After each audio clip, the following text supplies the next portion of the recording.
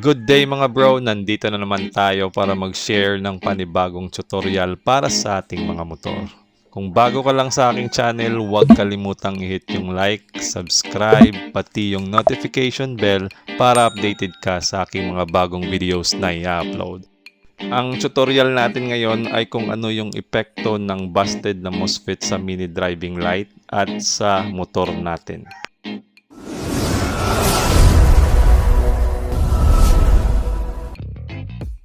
Ito yung MOSFET na ginamit natin sa mini driving light at ito yung IRF3205. Meron tayong dalawang MOSFET dito, yung isa gumagana at yung isa busted. Sinadya ko talang busted din to kasi wala akong mahanap na busted na MOSFET dito. Ngayon ituturo ko sa inyo kung paano natin malalaman kung busted na ba yung MOSFET na ginagamit natin sa simpleng paraan. Usually tester yung ginagamit ko pero sa ngayon hindi natin to gagamitin kasi hindi naman lahat gumagamit nito eh. So yung simpleng paraan na gagamitin natin ay yung test light. Aside sa mura na, pwede rin kayong mag DIY at saka napaka-easy nitong gamitin. Ngayon, simulan na natin, i-test natin yung battery kung may voltahe bang lumalabas. So ibig sabihin good siya, umiilaw yung test light natin. I-try natin tong isang MOSFET kung good ba siya o ito yung busted. Ilagay natin yung source niya sa negative. At yung natitirang ikakabit natin ay yung gate at saka drain.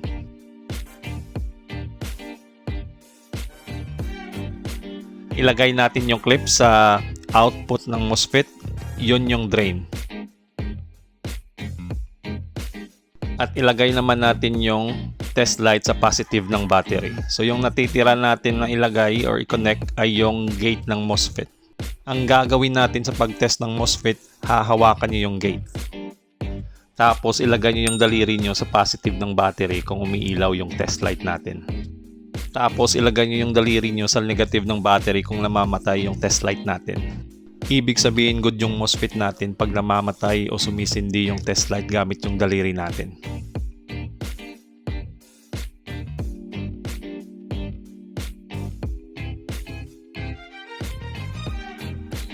Good na to mga bro. Gagamit tayo ng resistor mga bro, taga-deactivate ng MOSFET. Kanina, daliri lang yung ginagamit natin pang deactivate niya.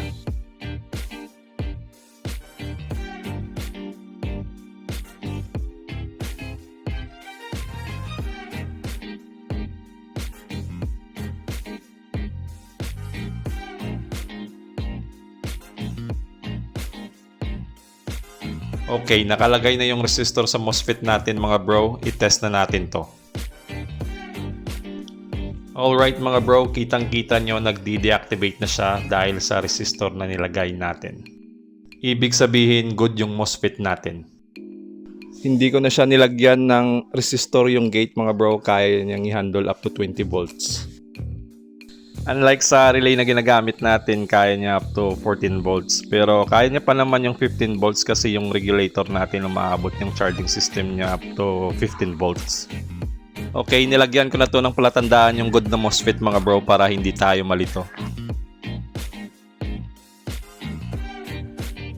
So, ito na yung pangalawang MOSFET na iti-test natin mga bro. Same drill lang mga bro, ilagay yung source sa negative ng battery. Tapos yung clip ng test light natin, ilagay natin sa output ng MOSFET which is yung drain. At yung test light natin, ilalagay natin doon sa positive ng battery. So, hindi pa natin na-activate mga bro, umiilaw na siya. Hawakan niyo yung gate ng MOSFET, try natin i-deactivate siya gamit yung daliri. So ilagay natin sa negative ng battery. So kitang-kita niyo mga bro, hindi siya namamatay. Ang ibig lang sabihin nito, busted yung MOSFET na to.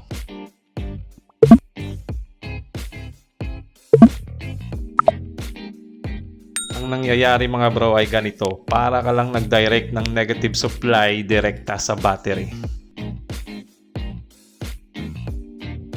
Ngayon, lalagyan natin ng resistor itong busted na MOSFET.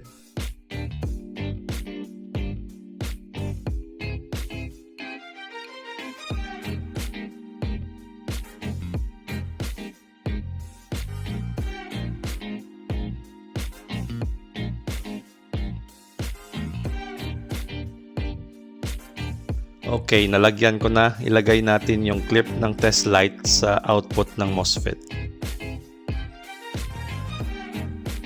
Same thing lang din mga bro, umiilaw siya kahit meron ng resistor na nakalagay pang deactivate sa kanya. Huwag na natin tong pilitin mga bro, busted na nga eh. Ang nangyayari kasi mga bro, nagiging normally closed na yung drain at saka source ng MOSFET natin pag na-busted na to. Kung ilalagay naman natin yung gate ng busted na MOSFET sa positive ng battery, walang shortage na nangyayari sa negative at positive line. So, ibig sabihin, safe pa din yung motor mo kahit busted na yung MOSFET na to.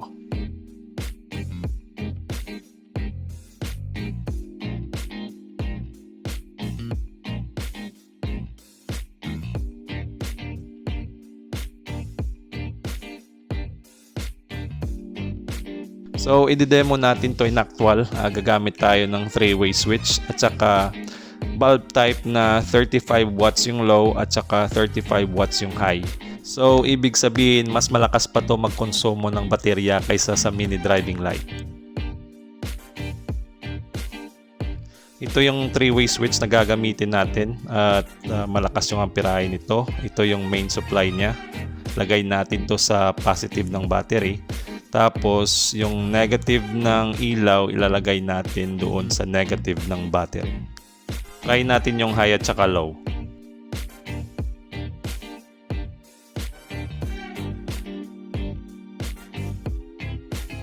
Okay, gumagana siya ng maayos. So, kuha na lang tayo ng pang-accessories wire o silbing ignition switch.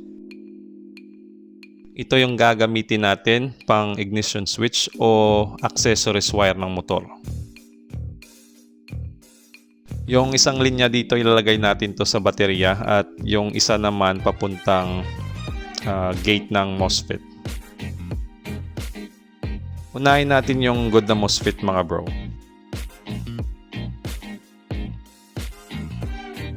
Ilagay natin to direkta sa positive ng battery. Tapos yung kulay puti, ito na yung silbing pang ACC wire natin.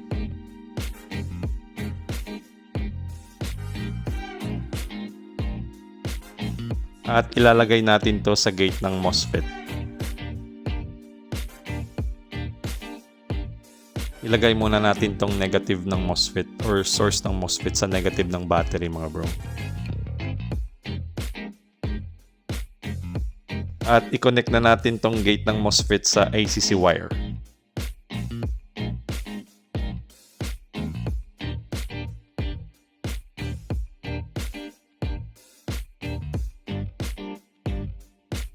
Tapos yung negative ng bulb, ilalagay natin to sa drain ng MOSFET, which is yung output ng MOSFET.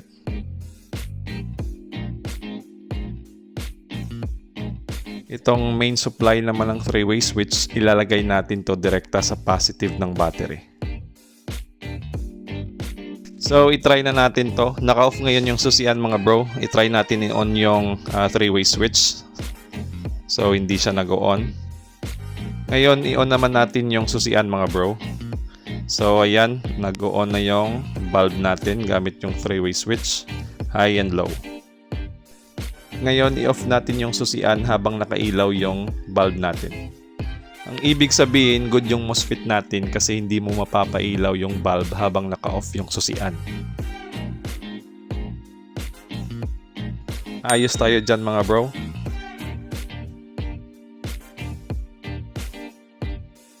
Ito naman yung busted na MOSFET ng i-demo natin ngayon mga bro. Okay, connected na lahat mga bro. Naka-off ngayon yung susian at saka yung 3-way switch.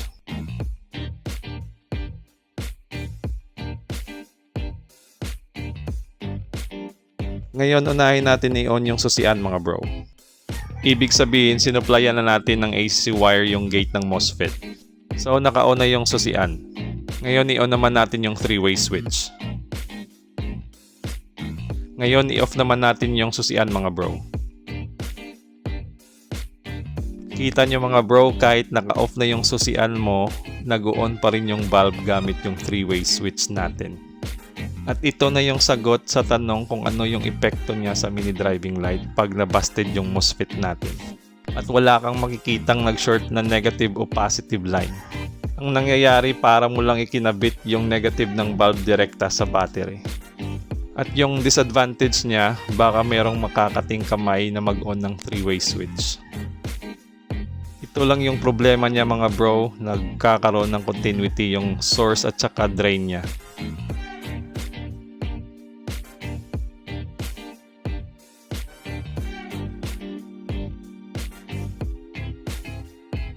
I-direct na natin to sa battery mga bro. Kitang-kita nyo naman, wala siyang shortage sa negative at positive line. Hindi siya nagsasalubong. Kung yung concern nyo ay yung resistor, 10K yan, hindi yan umiinit mga bro. Yan mga bro, kitang-kita nyo naman, nakadirekta na yan sa battery. Busted na MOSFET to. Hindi umiinit yung MOSFET, hindi umiinit yung resistor, walang nangyayari. Disclaimer lang mga bro, ito na yung pinakasimple kong paraan kung paano ko siya may babahagi sa inyo kung ano yung pinagkaiba ng good at saka busted na MOSFET, kasi masyado ng technical kung gagamitin natin yung mga terminology patungkol sa mga electronics. So dito na nagtatapos yung aking video. Kung napanood nyo to hanggang dulo, marami pong salamat. Patuloy po ninyong suportahan yung aking channel. Kita-kits sa next video.